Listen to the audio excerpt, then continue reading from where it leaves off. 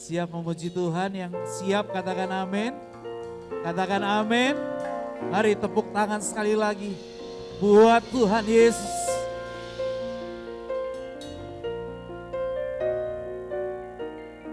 Mari kita pagi hari ini kita mau datang pada Tuhan. Kita mau bawa hidup kita mau bawa penyembahan kita. Biarlah kita mau datang dengan hati yang bersyukur pada Tuhan. Mari kita satukan hati kita dalam doa. Terima kasih Bapa. Kalau pagi hari ini kami ada, kami percaya semua karena kemurahan dan anugerah Tuhan bagi kami. Kami rindu memuliakan Tuhan. Kami rindu meninggikan Tuhan di atas segala-galanya. Biar segala kemuliaan hanya bagi Tuhan. Di dalam nama Tuhan Yesus kami berdoa. Kami menyembah Tuhan. Di hadapan hadirat-Mu ya Bapa, ku datang dengan penuh kerinduan. Di hadapan hadirat-Mu ya Bapa, segala keangkuhanku di hadapan hadirat-Mu ya Bapa, ku datang dengan penuh kerinduan. Di hadapan hadirat-Mu ya Bapa, segala keangkuhanku ku sembah Kau, ku sembah Kau ya Bapa, ku sembah Kau ya Tuhan, ku tinggikan nama-Mu Yesus. Dalam hidupku selalu sembah Kau Tuhan. Ya Bapa, ku sembah Kau ya Tuhan, ku tinggikan nama-Mu Yesus. Dalam hidupku selalu. Mari kita datang pada Tuhan. Naikkan pujian ini sama-sama. Di hadapan hadirat-Mu ya Bapa, ku datang dengan penuh kerinduan. Di hadapan hadirat-Mu ya Bapa, segala keangkuhanku. Sama-sama katakan, ku sembah Kau Tuhan. Amin. Ya Bapa, ku sembah Kau ya Tuhan, ku tinggikan nama-Mu Yesus. Dalam hidupku selalu. Sama-sama angkat suaramu. Ku sembah Kau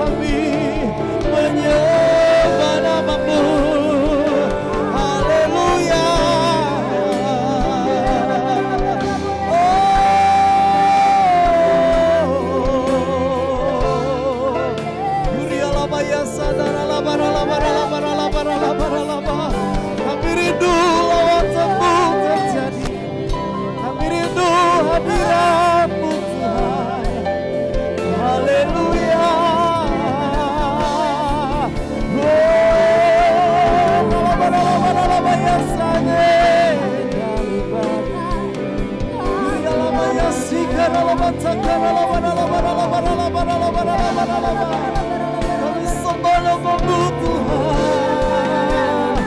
Haleluya.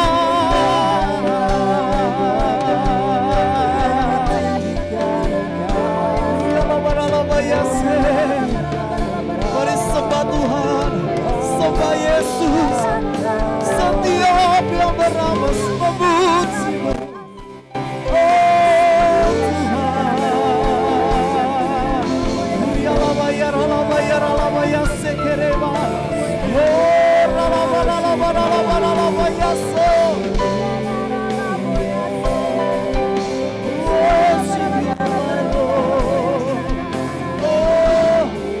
Mari sembah Tuhan, sembah Yesus. Buka hatimu, muliakan Tuhan. Yesus Tuhan.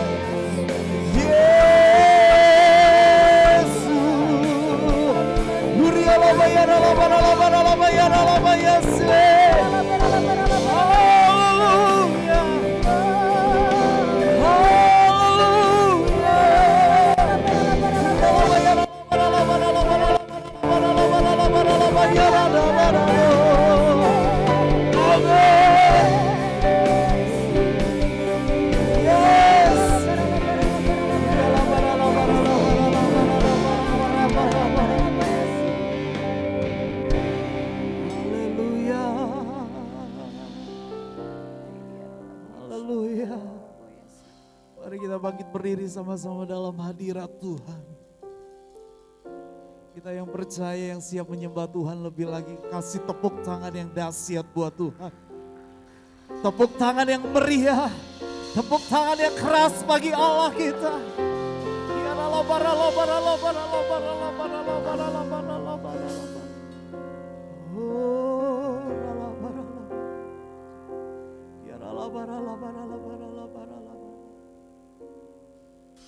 The Lord of my soul,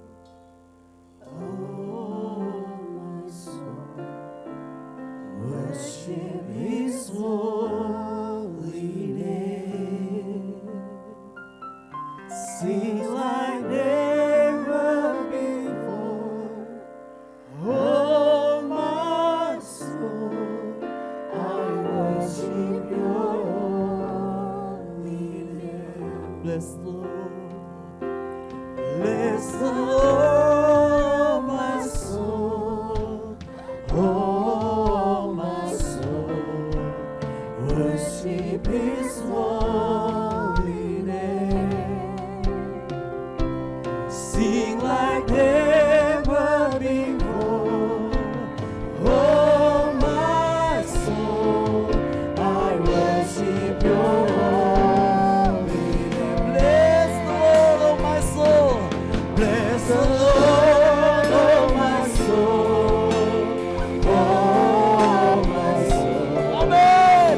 Worship His holy name. Sing like never before. Oh, my soul, I worship Your holy name. Nyanyi sama-sama. Bless the Lord.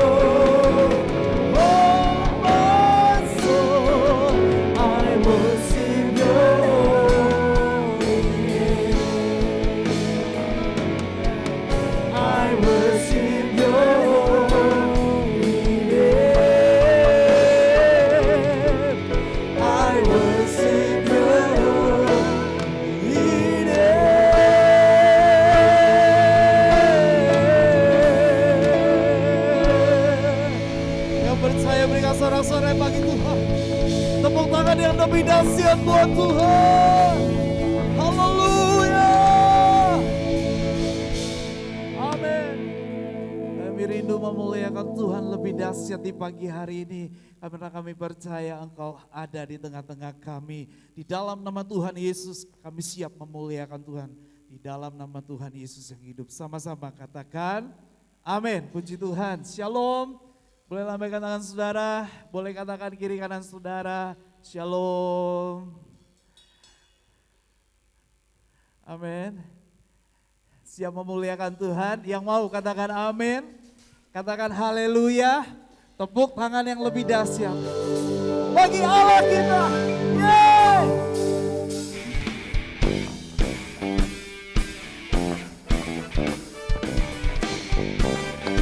Amin.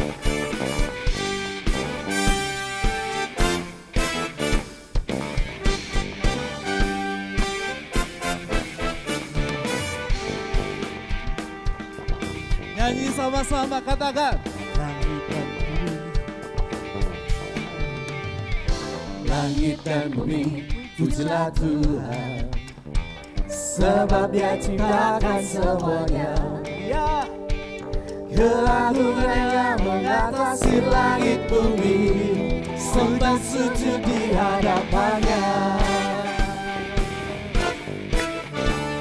Oh Tuhan. Langit dan bumi, pujilah Tuhan, Sebab Dia ciptakan. sebab Dia ciptakan semuanya. Keagungannya mengatasi langit bumi, sembah sujud di hadapannya. Nyanyi sama-sama. Ku puji, ku sembah, ku puji, ku sembah Yesus Tuhan penebusku. Ku puji, ku sembah, ku puji, ku sembah Yesus Tuhan dan Rajaku. Nyanyi. Ku puji. Ku puji, ku sembah, ku puji, ku sembah Yesus Kristus Sang Penebusku. Ku puji, ku sembah, ku puji, ku sembah Yesus Tuhan dan Rajaku. Mari lebih dahsyat. Nyanyi sama-sama.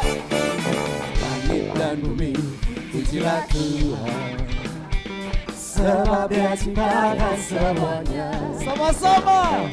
Keagungannya mengatasi langit bumi, sembah sujud di Mari hadapannya. bersorak-sorai bagi Tuhan. Yeay. Ku puji, ku sembah, ku puji, ku sembah Yesus Kristus Sang Penebusku. Ku puji, ku sembah, ku puji, ku sembah Yesus Tuhan dan Rajaku. Angkat suaramu. Ku puji, ku sembah, ku puji, ku sembah Yesus Kristus Sang Penebusku. Ku puji, ku sembah, ku puji, ku sembah Yesus Tuhan dan Rajaku.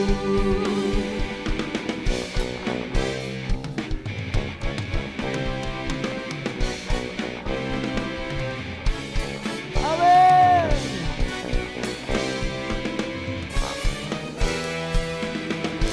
Yang percaya sama-sama nyanyikan haleluya. Haleluya, amin. Yeay. Haleluya, amin. Haleluya, amin. Haleluya, amin. Haleluya, Mari angkat tangan kita di hadapan Tuhan. amin. Yeay. Haleluya, amin. Haleluya, amin. Haleluya, Oh. haleluya, Katakan. amin. Haleluya, amin. Haleluya, amin. Mari lebih dahsyat. Sembah Tuhan. Nyanyikan. Haleluya, amin. Haleluya,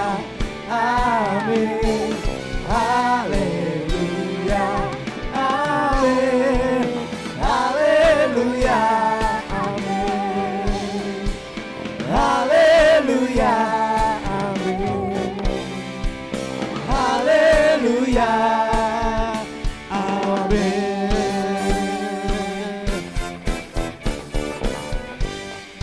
Terima kasih Tuhan.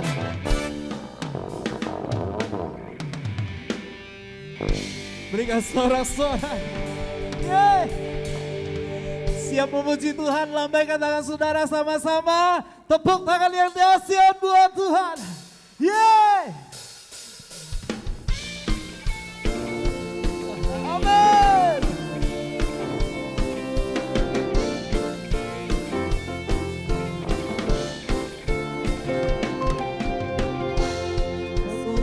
Kekuatan di hidupku, Mari katakan. takkan gentar langkahku. Tepuk tangan yang dahsyat. Kau angkat tanganku di saat ku jatuh. Kaulah sumber kuatku. Lembah yang kelam kan ku lewati,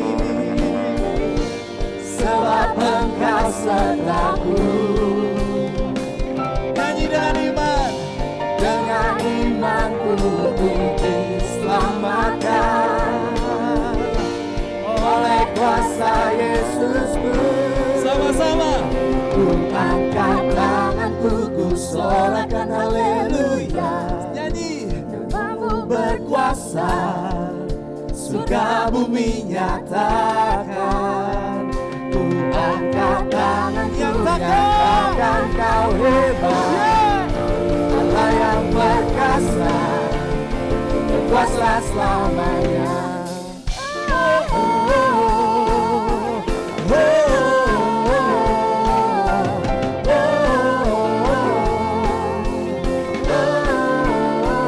Katakan. Yesus, Kau kekuatan di hidupku, takkan gentar langkahku. Kau angkat tanganku di saat ku jatuh. Kaulah sumber kuatku. Kami percaya padamu Tuhan. Lembah yang kelam kan ku lewati, sebab Engkau sertaku. Dengan imanku ku diselamatkan oleh Mari kuasa bersorak-sorai bagi Tuhan. Yesus. Nyanyikan. Ku angkat tanganku, ku sorakan haleluya. Namamu berkuasa, Surga bumi. surga bumi nyatakan. Ku angkat tanganku, nyatakan Kau hebat. Allah yang perkasa, berkuasa selamanya. Sama-sama.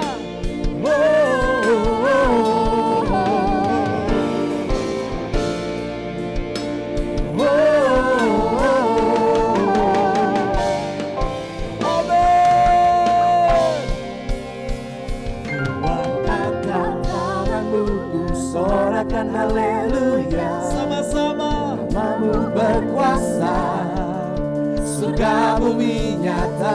Mari umat Tuhan. Ku angkat tanganku, nyatakan Kau hebat. Allah yang berkuasa, berkuasa selamanya. Angkat tanganku, sorakan haleluya. Namamu berkuasa, surga bumi nyatakan. Ku angkat tanganku, ku sorakan haleluya. Namamu perkasa, berkuasa selamanya.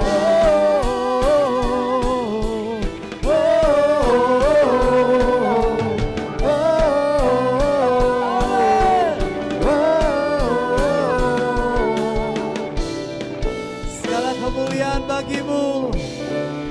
Berikan sorak-sorai lebih dahsyat buat Tuhan. Amin. Silakan duduk kembali jemaat Tuhan. Kita siapkan hati kita lebih dalam lagi untuk menikmati kebaikan Tuhan, menikmati setiap hadirat Tuhan. Terima kasih. Kirala barala barala barala barala barala. Kirala barala barala barala. Kirala barala barala. Urala bayarala barala. Kirala barala bayarala barala. Kirala bayarala barala barala. Yang terbaik kami mau bersembahkan Bapa. Urala batah. Ya Tuhan.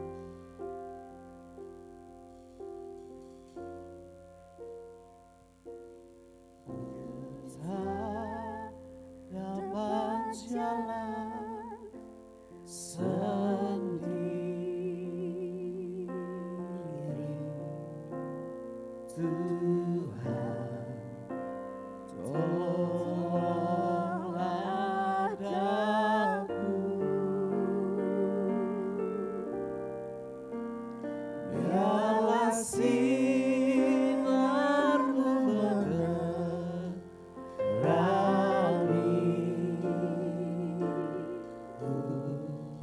sebab ku tak dapat jalan sendiri. Nyanyikan sama-sama. Ku tak dapat jalan.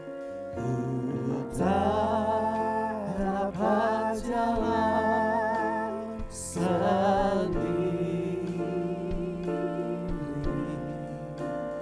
Tuhan tolonglah daku,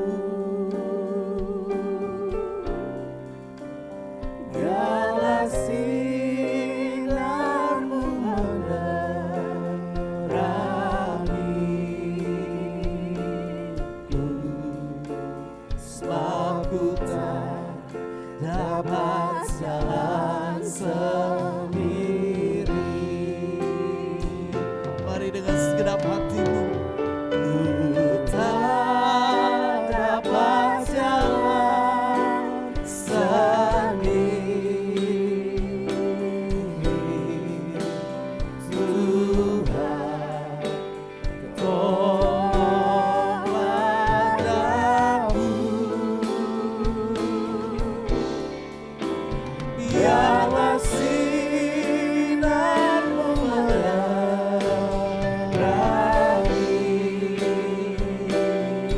sebab ku tak dapat jalan sendiri.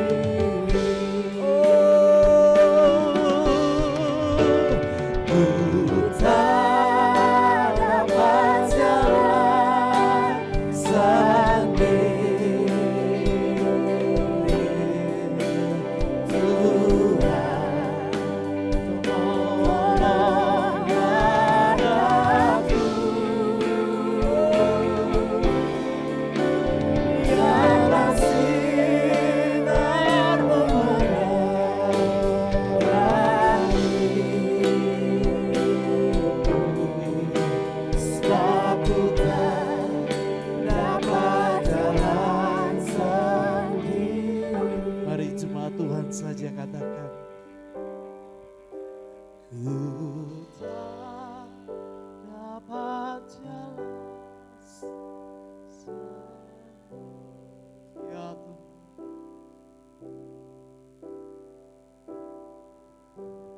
Tolonglah daku.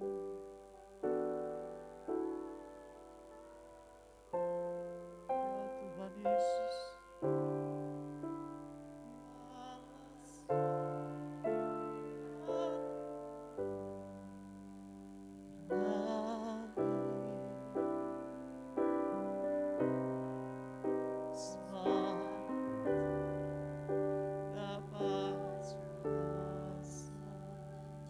Sekali lagi jemaat Tuhan saja katakan, ku tak dapat jalan. Ku tak dapat jalan.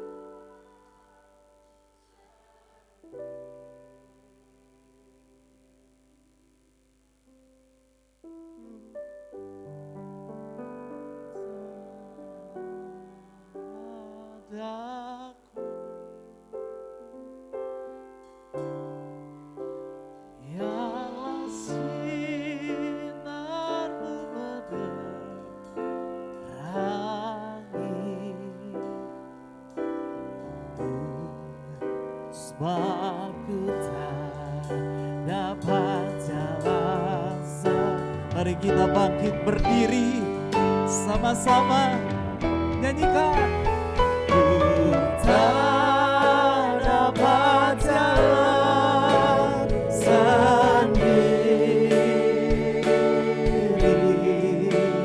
Tuhan tolonglah daku. Amin. Biarlah sinar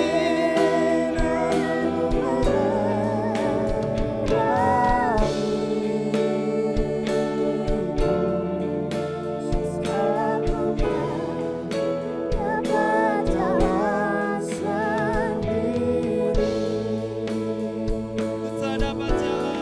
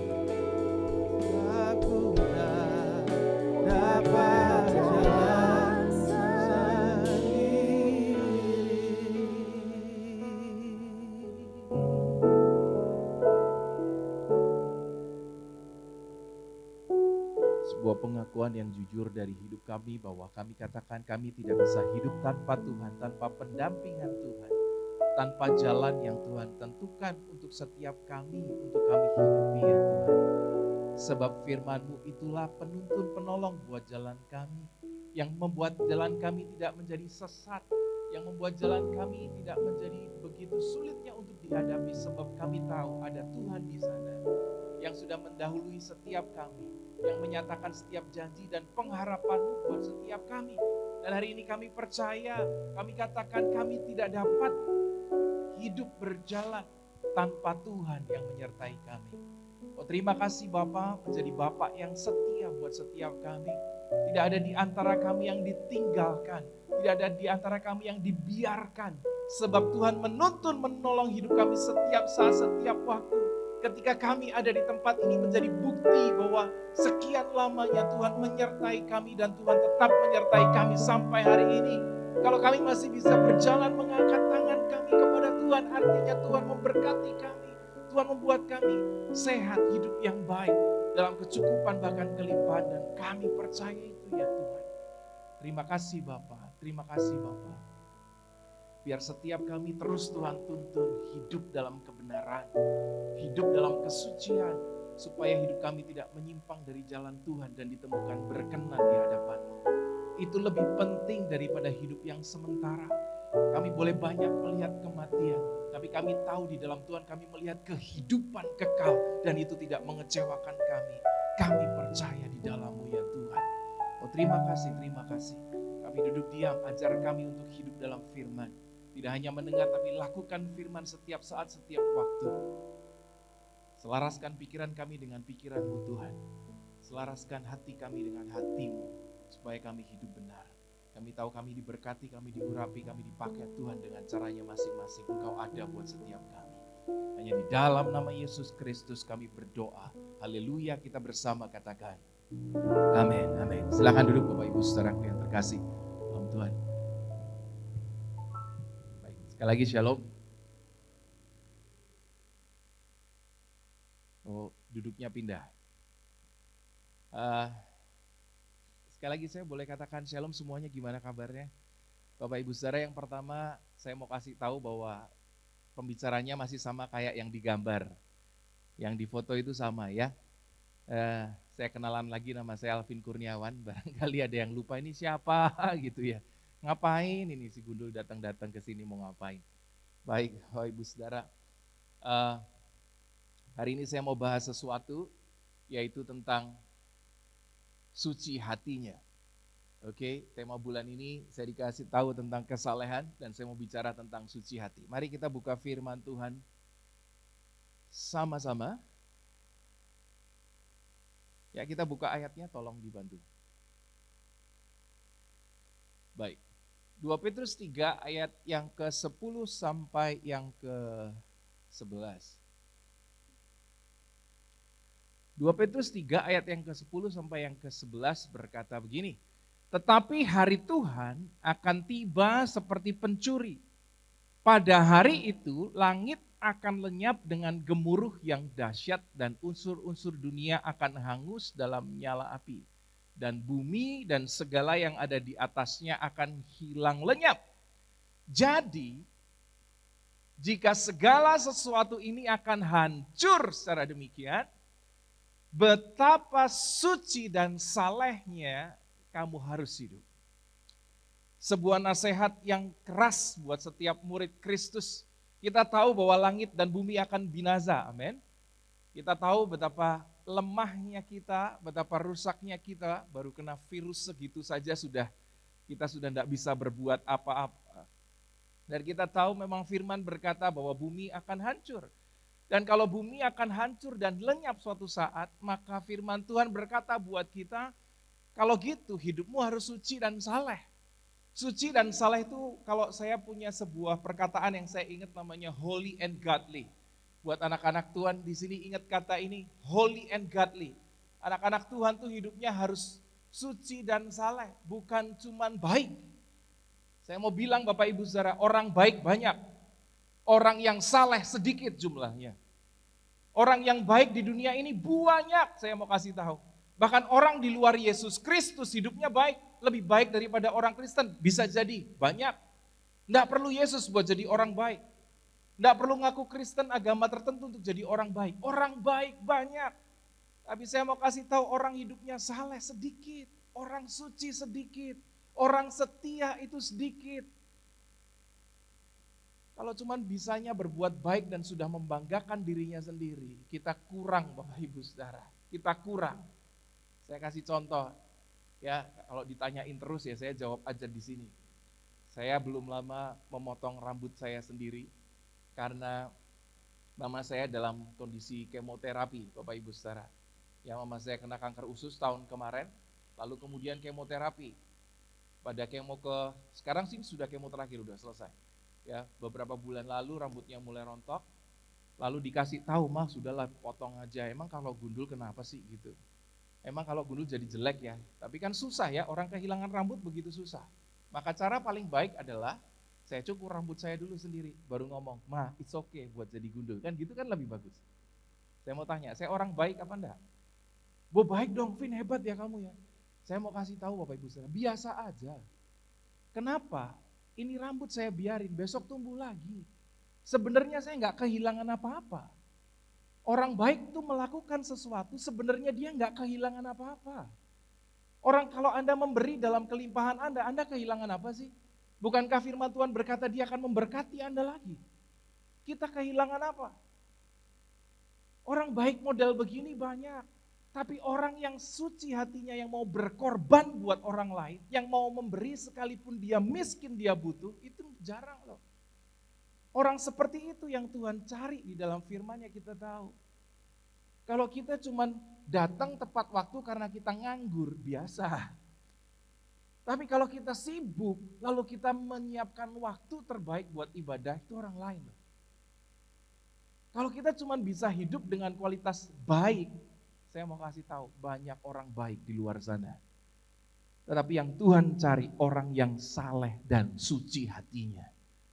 Kita harus jelas Bapak Ibu Saudara, hidup orang Kristen harus di atas kata baik, yaitu saleh dan suci hatinya. Karena pada dasarnya, yang namanya orang manusia itu hidupnya egois, ya Bapak Ibu ya. Biasanya orang, next ditampilkan, orang hidup itu manusia cenderungnya egosentris, orang jahat, orang butuh, orang cari keuntungan demi dirinya sendiri. Betul apa tidak ya? Banyak orang yang ketika dia memberi, dia pikir dengan jelas dalam hidupnya, kan firman Tuhan bilang kalau memberi aku akan menuai. Jadi yang ditunggu tuh masanya menuai, bukan saat dia memberi dia bersyukur. Orang tuh selalu kalau melakukan sesuatu dapat apa ya gua gitu. Orang faktanya Bapak Ibu, bahkan ibadah saja kadang-kadang kita datang karena mencari sesuatu kok. Buktinya, ibadah biasa sama ibadah kesembuhan. Judulnya nih, ibadah hari Minggu sama ibadah kesembuhan. Lebih ramai mana? Kok lebih ramai kesembuhan? Kan sama-sama ibadah. Formatnya sama kayak kita datang, nyanyi, dengar firman, pulang. Tapi kalau dikasih judul kesembuhan, kita tahu kalau kita datang, barangkali saya datang dapat kesembuhan. Makanya rame. Saya pernah datang sebuah ibadah, judulnya ibadah pengurapan. Rame loh Pak. Itu pulang, nanti kita pulang ada ibadah pengurapan. Ibadah pengurapan bisnismen, ibadah pengurapan yang mau jadi hamba Tuhan, ibadah yang mau jadi guru, ibadah yang dalam sakit dan lain sebagainya, pengurapan. Rame banget loh. Loh emang kalau ibadah biasa kenapa sih gitu? Banyak orang Kristen pun sekalipun datang sama Tuhan, cari untung buat dirinya sendiri. Saya mau kasih tahu, kalau misalnya Anda datang ibadah, nggak dapat apa-apa, Tuhan nggak berkati saudara, masihkah Anda setia sama Tuhan? Kalau Anda datang ibadah dan usaha Anda justru setelah COVID tidak maju dan tidak menguntungkan, seolah-olah tidak diberkati Tuhan, masihkah Anda setia sama Tuhan? Kalau kita datang ibadah, kita sakit dan tidak disembuhkan, masihkah kita setia sama Tuhan? Teman saya kemarin bikin survei dalam tesisnya, yang sebuah survei yang menarik sebenarnya, penelitian. Dan penelitiannya itu ngomong soal begini. Mengapa ya ibadah doa malam, ibadah di luar ibadah hari Minggu, ya ibadah doa malam lah, ibadah tengah minggu, itu di sini ada nggak ya? Nggak ada ya. Yang lewat Zoom lah, lewat apa? Itu kalau gereja jemaatnya 500, yang datang tuh maksimal 50. 10%-nya. Ya. Jadi kalau ibadah jemaatnya 1000, paling ibadah doa malam tengah minggu itu yang datang 100. Itu sejak dulu sebelum COVID sampai sekarang sudah dibuktikan. Jadi kalau ibadah totalnya 300, ibadah doa malam tuh loh, entah mau dengar firman Tuhan, pengajaran, yang datang tuh 10%-nya. Alasannya ada aja, ada yang sibuk, anaknya sakit, suaminya sakit, ini neneknya meninggal dan lain sebagainya. Kok terus-terusan tapi gitu terus. Itu 10% kurang lebih yang hadir. Pertanyaannya kenapa ya gitu. Bahkan kalau kita sadar sebelum COVID itu, Bapak Ibu Saudara, itu kalau ibadah doa malam itu sampai di flyernya, pengumumannya itu yang di sana, itu sampai ditulis begini, ibadah doa malam disediakan makan malam. Itu baru mau datang loh cuma. Sedih banget. Jadi kalau nggak dapat makan, nggak mau datang. Makanya ada gereja di Jakarta kalau bikin acara Paskah, Natal, sampai ditulis disediakan door prize. Saya kadang-kadang kagum loh, terpana gitu melihat orang gereja, ini apa sih? Mengapa ibadah nggak jadi menarik gitu loh? Jemaat tuh datang nggak cuma cari Tuhan, Tuhan tuh nggak cukup lagi buat dia. Dia sampai harus cari door prize, artis, makan malam, perlu dibayarin cicilan baru Anda mau datang ibadah gitu loh. Apakah hutang harus lunas baru Anda mau datang ibadah? Tapi itu fakta. Manusia cenderung egosentris. Dia mencari keuntungan buat dirinya sendiri, Bapak Ibu Saudaraku. Dan kalau gitu mari kita belajar untuk jadi orang yang disebut sebagai orang saleh. Dan saya mau simpulkan dengan sederhana, itulah orang-orang yang suci hatinya. Sebab saleh kan artinya taat, satu lagi suci. Kemarin malam saya baru ngobrol sama Om Aceh, sederhana, orang suci, orang benar. Kalau dia orang suci, orang benar, pasti hidupnya yang lain dia jadi orang baik. Dia jadi orang taat. Tapi orang taat bisa pura-pura taat kalau hatinya tidak suci. Jadi sebelum kita mulai lebih jauh, bilang sama Roh Kudus, Tuhan tilik hati kami, semoga kami jadi orang yang suci hatinya. Sebab pada akhirnya yang Tuhan cari cuman kesucian dari hati kita masing-masing, Bapak Ibu Saudara. Arti kata murni di situ adalah arti kata murni yaitu bersih hatinya. Suci, jujur. Yang disebut sebagai orang saleh di Alkitab sebenarnya secara tegas cuma dua. Yang satu namanya Ayub, yang disebut adalah seorang dari tanah ini, dia orang yang saleh dan jujur. Nah, disebut sebagai orang jujur. Lalu yang kedua namanya Nuh. Dia orang yang hidup tidak bercela, artinya bersih. Dia murni, tidak serong dan orang tulus.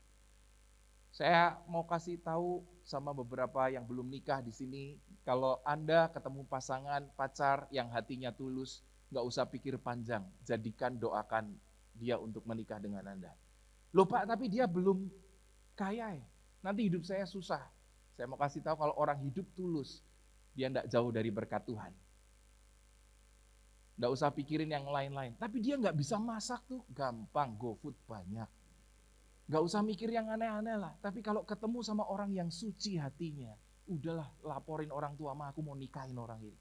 Ini orang lebih penting loh. Bener, orang yang gini sekarang susah, langka Bapak Ibu Saudara.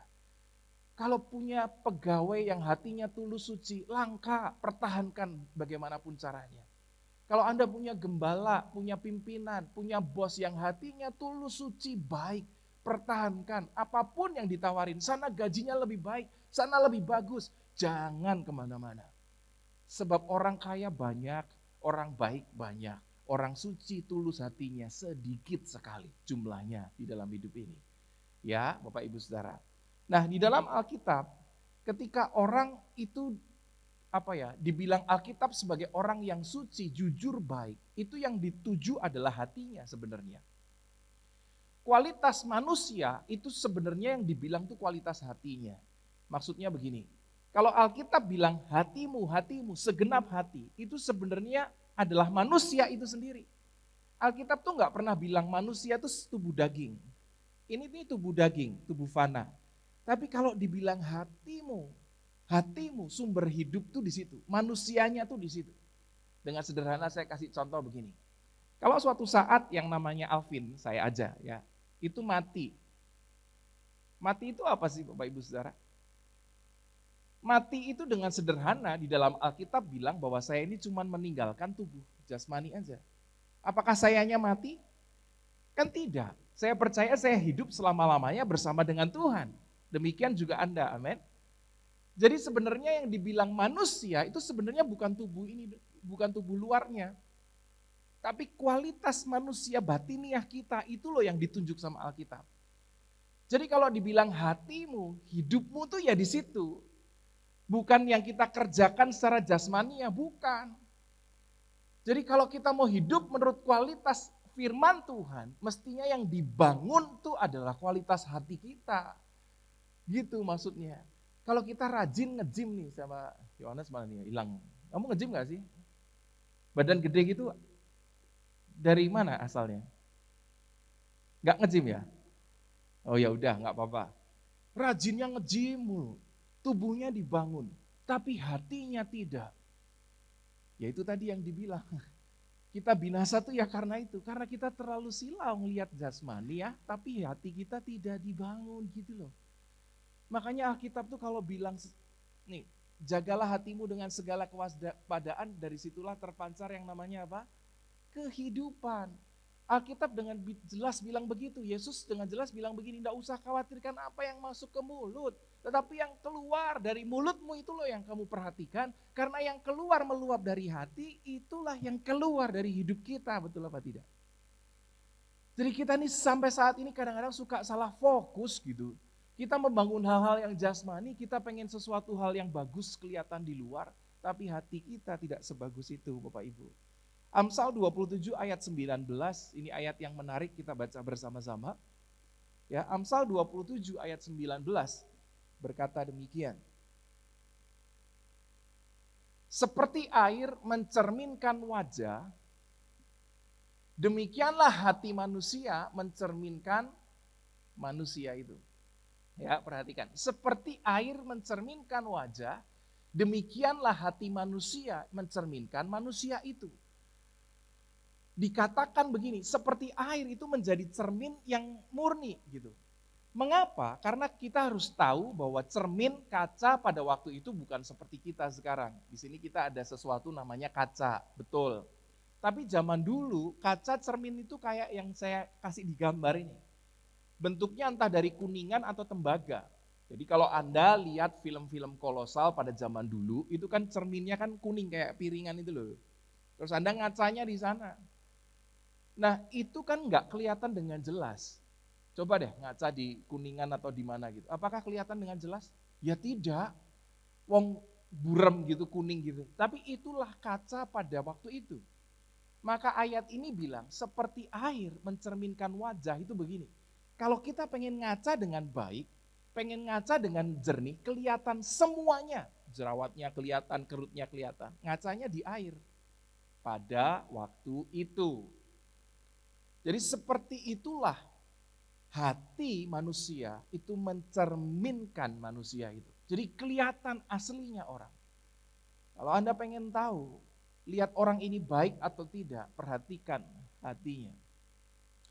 Kalau hatinya baik, yang keluar dari hidupnya, ya kemungkinan besarnya akan jadi orang baik. Nggak bisa ditutup-tutupi. Ya mungkin bisalah ditutupi seberapa lama, tapi suatu saat akan kelihatan juga kok orang kalau nggak tulus. Orang kalau jahat akan kelihatan juga.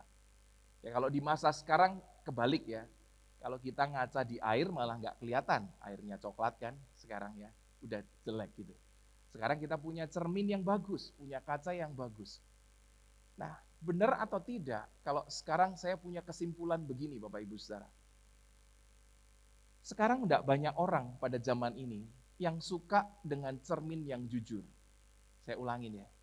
Pada masa ini, orang itu tidak suka dengan cermin yang jujur. Artinya cermin yang menunjukkan dirinya apa adanya, itu nggak suka tuh. Kalau kita ngaca, ini kita lagi jalan di mall atau lewat gitu kita ngaca. Terus di kaca itu kita kelihatan gendut. Yang salah siapa?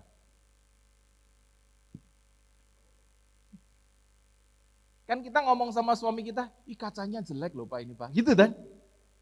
Jadi kita ngaca, kita kelihatan cabi, gendut, yang salah kacanya. Nggak suka dengan kaca yang jujur gitu. Kelihatan apa adanya tuh orang nggak suka. Jadi kalau kita ngaca nih kelihatan hitam, ini kacanya jelek, ini pasti kacanya murah gitu.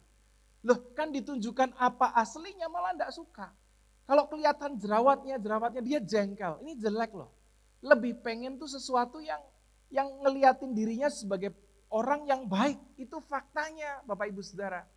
Makanya nih, kalau kita jalan ke toko-toko baju di mall, ya perhatikan deh, kalau Anda masuk ke toko baju di mall, yang terutama yang merek-merek mahal, ya itu kan mereka punya kamar ganti, biasanya lampunya itu nggak putih terang.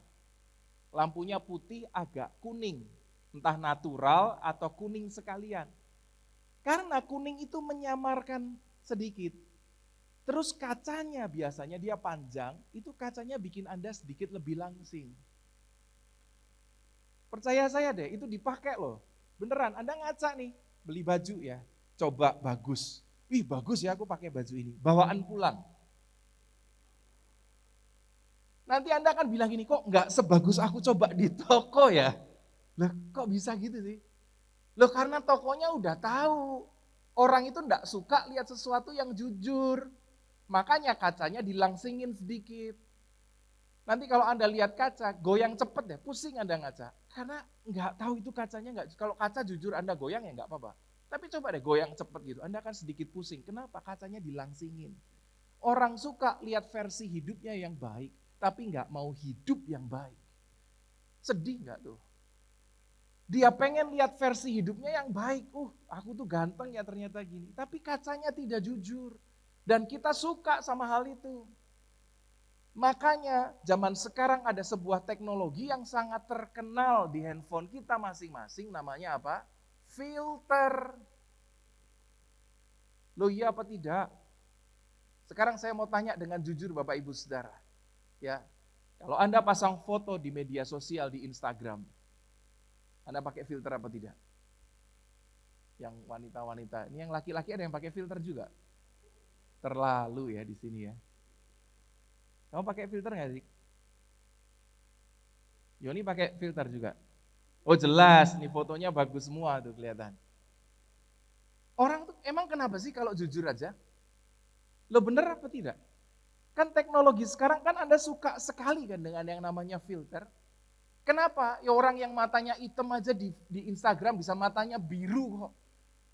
Kita tanya, loh kok bisa matanya biru pakai softlens? Enggak ya. Oh emang aslinya aku keturunan Itali. Itali apa? Soal-soalan Itali. Mata biru, filter semua.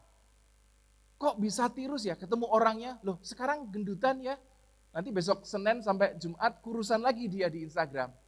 Ketemu hari Minggu, kamu kok gendutan lagi? Lo mau difilter semua, semuanya dilangsing-langsingin, dibagus-bagusin kok. Kita itu suka dengan versi yang baik dari hidup kita, tapi aslinya tidak begitu. Ini fakta loh Bapak Ibu Saudara.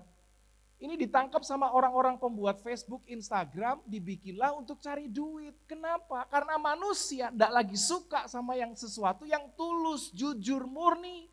Mereka suka sama sesuatu yang terlihat baik. Mereka suka sama terlihat suci. Saya mau beritahu bahwa filter tidak membuat Anda jadi orang yang cantik. Filter membuat Anda menjadi orang yang terlihat cantik. Filter membuat kita bukan jadi orang baik. Filter cuma membuat kita jadi orang yang terlihat baik. Kelihatannya baik, kelihatannya putih, kelihatannya suci. Padahal tidak, Bapak Ibu Saudaraku. Itu semua palsu. Itu kesalehan yang palsu. Seperti yang dilakukan oleh ahli Taurat dan orang Farisi di sana. Mereka hidup sepertinya mereka berdoa di tengah-tengah jalan. Mereka mengangkat tangannya, mereka mempersembahkan lebih dulu dibanding orang-orang lain. Mereka taat persepuluhan, tapi Tuhan Yesus bilang begini, hei kamu ular beludak. Kamu kelihatan bagus di luar, tapi dalamnya busuk. Loh iya Pak, iya. Mereka suka kelihatan baik di depan. Mereka suka kelihatan tulus di depan. Padahal aslinya hatinya busuk. Kamu seperti kuburan katanya. Bapak Ibu Saudaraku yang terkasih, mari kita hentikan yang namanya filter dalam hati kita, hidup kita. Ya toh kalau misalnya di Instagram Anda masih membutuhkan sedikit filter biar putihan dikit, ya sudahlah. Saya rasa itu nggak akan membawa Anda masuk ke dalam neraka sih ya, pakai filter Instagram. Sedikit bolehlah. Tapi saya mau kasih tahu, kalau hidup kita, hati kita, bisa enggak pakai filter? Bisa enggak pakai filter? Supaya apa yang hati kita ini jahat bisa kelihatan baik. Supaya yang hati kita busuk bisa keluarnya baik. Ya bisa. Di Alkitab ada filter hati yang seperti itu. Itulah yang dilakukan orang Farisi. Dan Yesus menyebutnya sebagai orang-orang munafik. Hatinya busuk, tapi keluarnya baik. Hatinya jahat, tapi kalau keluar baik. Tahan, aku mau support kamu, apa aku lakuin. Tapi kalau ngelihat orang itu jatuh, kita senengnya setengah mati. Seolah-olah kita support, kita berdoa, aku doain kamu ya. Tapi kalau akhirnya dia gagal, kita ketawa dalam hati. Syukurin loh. Berapa banyak kira-kira ada orang seperti ini? Itulah yang namanya kemunafikan, Bapak Ibu Saudaraku. Tidak semua dari kita suka dengan hati yang tulus dan suci. Tidak semua dari kita suka dengan yang namanya kemurnian hati. Kita suka dengan penampilan yang bagus. Kita suka dengan penampilan yang wow, keren. Kita suka dengan hal-hal yang terlihat baik, padahal aslinya tidak demikian. Itulah yang namanya kesalehan yang palsu. Itulah yang namanya munafik. Bapak Ibu Saudaraku yang terkasih. Yesus dengan jelas menegur para ahli Taurat itu, persepuluhan kamu lakukan, tetapi rumah janda miskin kamu telan. Bertobat Bapak Ibu. Banyak orang-orang Kristen saya bisa melihat, mereka orang yang sangat baik. Orang-orang yang mungkin duduk di, maaf Pak, Anda orang-orang baik yang duduk di depan. Ya oke. Contoh aja, kalau ibadah selalu duduk di depan cari tempat yang terbaik. Tetapi di belakang berapa banyak penatua yang Anda pernah dengar. Oh melayani Tuhan, duduk di depan, selalu taat setia, melayani Tuhan. Tapi berapa banyak mereka di rumah, mereka bisa pukulin anak istrinya. Terlihat baik, tapi hatinya rusak. Kita bisa taat persepuluhan setiap saat, setiap waktu. Kamu taat ya. Kita taat persepuluhan, tapi bisnismu nipu orang. Orang-orang susah, pegawaimu kamu tipu, kamu peras mereka. Kerja sepanjang-panjangnya, gaji sekecil-kecilnya. Orang macam apa seperti itu Bapak Ibu Saudara? Kita suka dengan sesuatu yang terlihat baik. Tapi firman Tuhan jelas bahwa Tuhan suka sama kualitas hati kita. Dia tahu hati kita ini palsu atau tidak. Dia tahu hati kita saleh apa tidak. Makanya dari semua orang yang disebut di dalam Alkitab, yang disebut saleh cuma 2. Ini susah loh Bapak Ibu saudaraku. Susah. Kalau kita begitu sampai sekarang dalam hati Tuhan, aku mau berhenti untuk seperti itu. Aku lebih baik jujur di hadapan Tuhan. Kenapa? Ngapain mencoba untuk terlihat baik? Ngapain coba untuk terlihat suci sementara kita tidak suci Bapak Ibu? Lebih baik kita jadi orang tulus, hidup benar di hadapan Tuhan, itu jauh lebih menyenangkan hati Tuhan. Nggak usah jadi orang yang itu tadi, munafik itu tadi. Kita di dalam bisa berkata baik, sementara di luar, di rumah kita kacaunya setengah mati. Ya, jangan seperti itu Bapak Ibu saudaraku, jangan. Tuhan tahu kualitas hati kita. Ya, maka firman Tuhan nasihatin kita. Amsal 4 ayat 23, saya sudah sebutkan tadi. Amsal 4 ayat 23 ya berkata begini, supaya hidup kita suci, berkenan di hadapan Tuhan. Jagalah hati itu dengan segala kewaspadaan, karena dari situlah terpancar kehidupan. Kehidupan kita tuh aslinya dari hati kita. Makanya hati itu dijaga dengan sedemikian rupa, baiknya, hidupnya, supaya semua yang keluar dari hidup kita baik. Jangan sampai kita jadi orang yang terlihat baik, terlihat suci, terlihat saleh, tapi kualitas hati kita busuk di hadapan Tuhan. Ini jauh lebih penting. Jaga hati kita, jaga hidup kita dengan segala kewaspadaan. Saya mau jelaskan sedikit di sini Bapak Ibu Saudara. Ayat ini kalau kita tafsir, itu diberikan gambaran. Menjaga hati itu sama seperti memenjarakan hati, lalu kemudian dikasih menara jaga di sana. Oke, saya ulang. Kalau kita tafsir ayat ini itu menarik. Digambarkan hati itu seperti dalam penjara, lalu kemudian waspada itu seperti naruh menara jaga di dalam penjara itu. Ya di Indonesia saya rasa tidak lazim model penjara seperti ini. Tapi kalau Anda lihat film-film di luar negeri yang ada penjaranya, itu kan biasanya kan ada menara jaganya. Di lapangan, ujung ada menara jaganya. Lalu di atas ada lampu, nanti kalau malam-malam ada tahanan kabur, lampunya dinyalakan, ada petugas bawa senjata. Biasanya begitu. Di Indonesia kan nggak ada menurut saya. Ada mungkin tapi saya tidak tahu. Ya, digambarkan seperti itu. Hati itu harus diwaspadai seperti dalam penjara. Di sini ada yang pernah pelayanan di dalam penjara? Sekarang saya rasa sudah mulai boleh lagi. Selama Covid tidak boleh. Saya dulu punya saudara dekat, ya. Saya di yang kebetulan di dalam penjara gitu. Jadi saya tahu, saya jenguk dia dengan berapa waktu sekali saya jenguk dan itu repotnya setengah mati. Padahal saya pernah melayani di situ. Pelayan Tuhannya di sana teman saya, teman sekolah saya, jadi pendeta juga. Jadi ketika dia ajak saya, mereka tahu saya pendeta. Saya datang, mereka tahu saya pendeta, saya hamba Tuhan. Tapi tetap loh, masuk penjara nggak gampang. Sorry, bukan masuk penjara nyuri, bukan ya. Bukan itu maksudnya. Maksudnya menjenguk orang dalam penjara itu nggak gampang. Sekalipun mereka tahu saya masuk tetap harus ngasih KTP.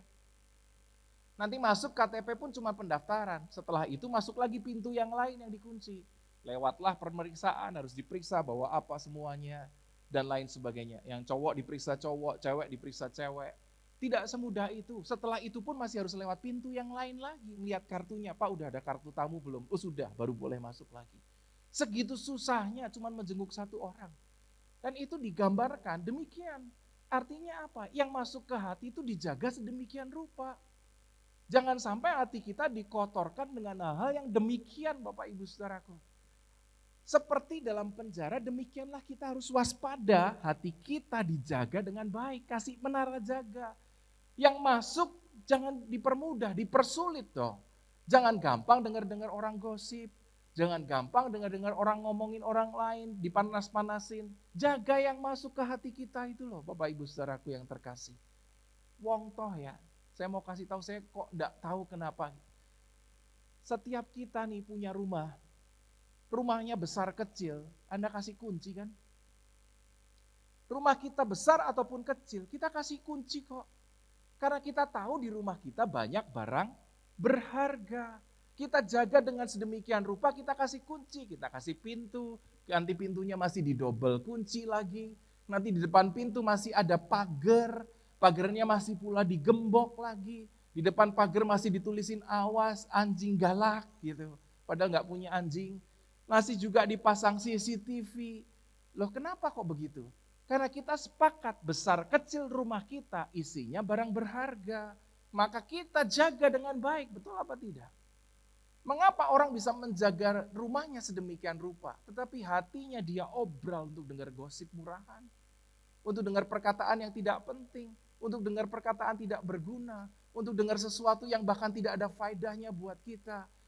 Mendengarkan melakukan hal yang jahat, hati kita dikotorin sedemikian rupa. Makanya firman jelas bilang jaga, waspada, yang masuk hati itu jauh lebih penting. Masuknya dijaga, keluarnya juga dijaga. Kan nggak bisa kan orang di dalam penjara gitu tiba-tiba, Pak aku mau beli itu di Inmart ya, boleh ya Pak beli sabun aja deh sebentar, ya nggak boleh loh, enak aja. Ya dijaga dengan baik. Makanya kalau kita lihat ayat itu tuh bagus banget loh Bapak Ibu Saudara. Hati itu seperti dalam penjara, jaga, waspadai. Karena kehidupan kita itu di dalam sini Bapak Ibu Saudaraku yang terkasih. Jaga hati itu. Kalau kita bisa ngasih makan tubuh fisik kita, kalau kita bisa memberikan hal-hal yang baik buat hidup fisik kita, kasih baju yang bagus, kasih makanan yang baik, kita olahraga, ya mbok hatimu juga demikian. Baca renungkan firman Tuhan, ibadah datang dengan setia, tepat waktu untuk dengerin firman Tuhan. Buka ini loh hati, ini lebih penting. Pada akhirnya semua bumi akan binasa, yang tinggal betapa salehnya dan sucinya hidup kita masing-masing, itu yang paling penting. Jadi kalau hati kita sekarang kita obral kok keterlaluan sekali ya. Terakhir Bapak Ibu, di dalam Alkitab Markus 2 ada sebuah kejadian kalau Anda tahu. Ya, ini semuanya tahu kisah ini. Markus 2 itu kisah ketika Yesus lagi pulang ke rumahnya di Kapernaum. Ya, Yesus aslinya memang betul dia dari sebuah kota, tapi Kapernaum adalah tempat pelayanan Yesus kedua. Dia punya rumah, entah rumah saudara, entah apa, tapi ayatnya bilang begitu. Orang-orang mendengar dia pulang ke rumah. Lalu kemudian orang-orang berbondong-bondong pengen dengar apa yang Yesus ngomong. Lalu rumahnya dipenuhi sedemikian rupa, penuh sesak, depan pintu, dalam semuanya sesak. Lalu ada 4 orang yang nolongin temennya, dia bongkar genteng, Anda tahu kisah itu ya. Dia bongkar genteng karena lumpuh, lalu kemudian diturunkan dari atas genteng. Yang menarik di situ adalah Yesus, Alkitab berkata begini, Yesus tahu iman mereka. Yesus tahu, ini belum ngomong apa-apa loh ya. Ini orang lumpuh gak pakai nyanyi bro. Dia gak pakai persembahan, gak pakai nyanyi. Dia gak pakai angkat tangan, muji Tuhan, enggak loh. Dia cuma turunkan, Yesus tahu apa yang ada dalam hidup mereka. Yesus tahu apa yang dibutuhkan orang ini, dijawab sama Tuhan. Dosamu sudah diampuni. Lalu ketika Yesus berkata begitu, di depan ada orang-orang ahli Taurat yang berkata demikian. Orang ini siapa sih? Kok berani-beraninya gitu loh. Mengampuni dosa. Ini orang sesat. Nggak ngomong loh ya, tidak ngomong. Tapi ahli Taurat itu dia berpikir dalam hatinya. Dia ngomong Yesus sesat. Yesus tahu enggak? Yesus tahu ya? Enggak ngomong loh. Dua-duanya enggak ngomong. Dua-duanya tidak mengungkapkan isi hatinya. Tapi Yesus sekali lagi, dia menilai kita berdasarkan kualitas hati. Jadi enggak perlu ngomong, Yesus tahu. Dia tahu isi hati orang ahli Taurat dan dia berkata begini, mana lebih mudah? Ngomong mengampuni dosa atau menyembuhkan, melakukan mujizat ya, untuk ngomong disembuhkan dan lain sebagainya, atau mengampuni dosa. Tetapi supaya engkau tahu bahwa anak manusia berkuasa untuk mengampuni dosa. Sekarang aku berkata, sekarang kau angkat tilammu dan berjalanlah. Dari kejadian ini tuh saya tahu benar Bapak Ibu Saudara. Kita sama Tuhan itu enggak perlu ngomong apa-apa, dia tahu isi hati kita. Kita butuh, tapi Tuhan tahu nih dari semua kita di sini, yang Tuhan lihat tuh kualitas hatinya. Enggak perlu bicara. Ada orang yang teriak-teriak, Tuhan tolong aku sembuhkan. Yang Tuhan tahu isi hatinya. 2 orang, 1 ahli Taurat terlihat suci di depan. Tapi Tuhan enggak jawab tuh keinginan mereka. Tapi 1 orang enggak ngomong apa-apa. Tapi dia tahu isi hatinya. Orang ini iman percayanya besar kepadaku. Maka di dalam dengan kuasa aku bilang kamu angkat tilam dan berjalanlah. 2 orang tidak bicara, tapi satu terima mujizat, satu terima pertolongan Tuhan. 2 orang tidak bicara, sebab Tuhan tahu kualitas hati, itu yang paling penting. Kita bisa menyembunyikan hati kita di hadapan manusia yang lainnya. Saya butuh waktu untuk tahu isi hati Anda semuanya di sini. Saya butuh waktu untuk itu. Saya harus tinggal sama Anda mungkin 1 bulan saya baru tahu ini orang baiknya beneran apa tidak. Tapi Yesus, Anda datang sekali, yang dia lihat bukan penampilan kita loh, mohon maaf ya. Mohon maaf nih, dia lihat kualitas hati kita. Dia tahu kok orang yang sungguh-sungguh datang dan tidak, dia tahu. Dan mohon maaf kalau Yesus tidak tolong, misalnya di antara kita tidak tolong, kenapa? Ya sama kayak tadi aja, Alkitab dengan jelas bilang, yang Yesus lihat tuh isi hatinya, Bapak Ibu Saudara. Dia tahu kualitas hati, orang datang dengan iman percaya, Yesus tahu. Orang datang tapi dengan hati yang busuk, Yesus pun tahu. Di antara kita ada yang suka nipu orang, Yesus juga tahu kok.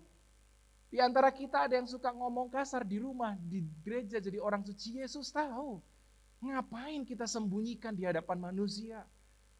Suatu saat yang Tuhan lihat cuma satu, betapa suci dan salehnya hidup kita masing-masing, Bapak Ibu. Jadi kalau hari ini kita mendengar firman Tuhan yang singkat yang kita pelajari bersama-sama, mari kita ngomong sama hati kita masing-masing, sama hidup kita masing-masing. Yuk jadi orang yang suci dan saleh. Karena itu pada akhirnya yang berguna cuma itu kok Bapak Ibu. Jangan jadi orang di luar itu namanya munafik. Kalau kita pakai filter di Instagram ya sudahlah boleh. Ya, Anda masih belum percaya diri, masih boleh ya Yoni, nggak apa-apa, jangan dihapus Instagramnya, boleh. Biar kelihatan putih boleh, nggak apa-apa. Fisik kita bisa ditutupin, tapi hati kita terbuka di hadapan Tuhan. Dan doa saya hari ini semoga setiap kita ditemukan Tuhan sebagai orang yang suci dan saleh di hadapan Tuhan. Itu lebih bernilai dibanding apapun juga. Lebih bernilai. Jadi orang yang jujur di hadapan Tuhan, tulus hati di hadapan Tuhan. Orang yang murni, bersih di hadapan Tuhan. Semoga ditemukan dalam hidup kita masing-masing. Yang setuju kita bersama-sama katakan, Tuhan Yesus memberkati Bapak Ibu saudaraku. Mari kita berdoa. Bapa di surga, terima kasih buat hari ini. Kami bersyukur, kami boleh dengar firman Tuhan. Kami boleh kembali ditegur oleh firman Tuhan. Bahwa Tuhan mencintai kesucian hati. Tuhan mencintai kesalehan lebih daripada penampilan. Kami boleh tampil sebagai orang yang gagah, baik, dan seolah-olah benar di hadapan Tuhan. Tapi toh Tuhan tahu isi hati setiap kami.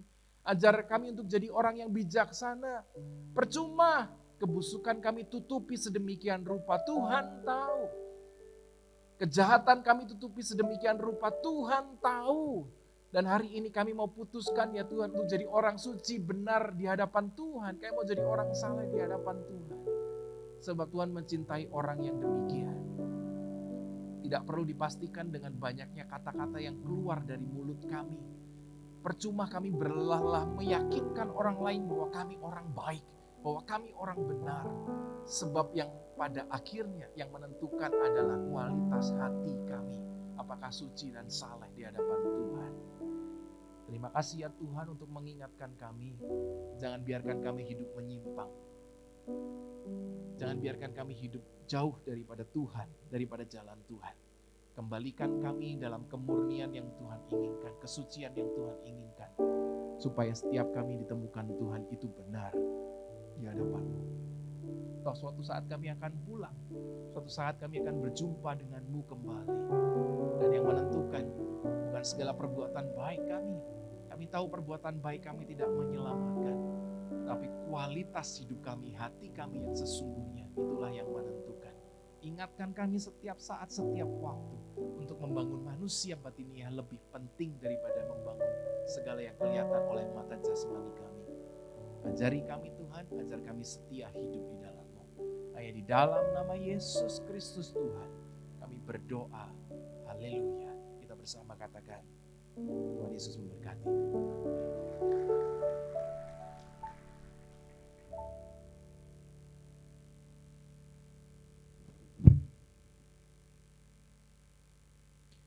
Tuhan, saudara, kita akan memberikan persembahan kita. Sekali lagi kita mau satukan hati kita di dalam doa. Bapa, terima kasih untuk firman Tuhan yang diberitakan bagi setiap kami.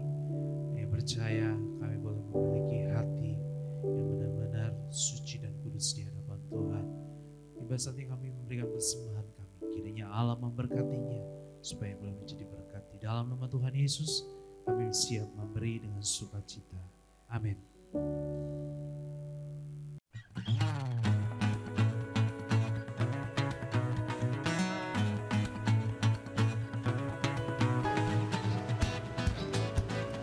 Shalom jemaat yang terkasih, senang rasanya saya dapat menyapa Anda pada minggu ini.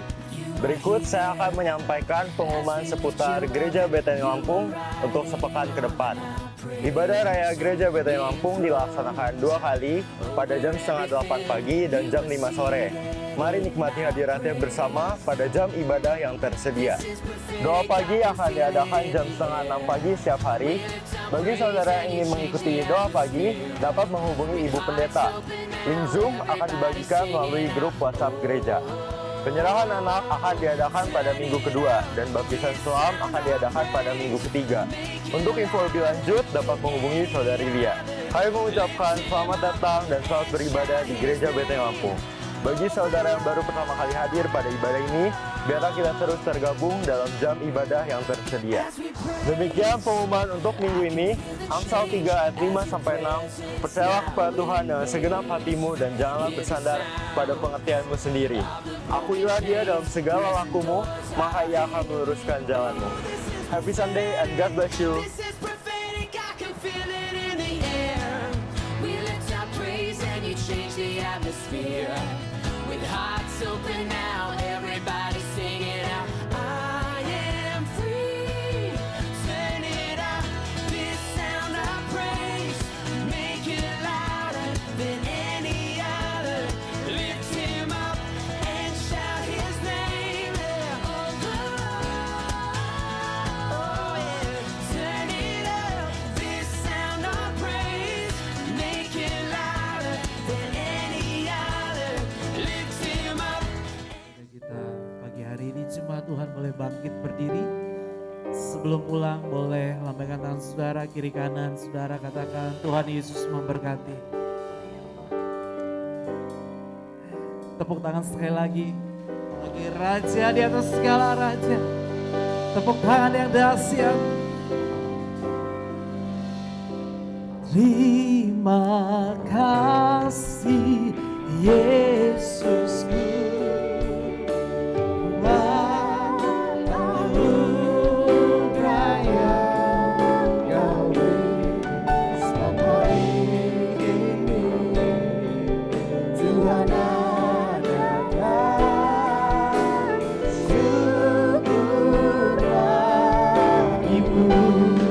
Sama-sama dengan segenap hati katakan terima kasih.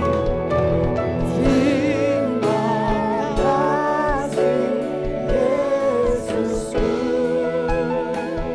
Buat anugerah yang Kau beri setiap hari. Tuhan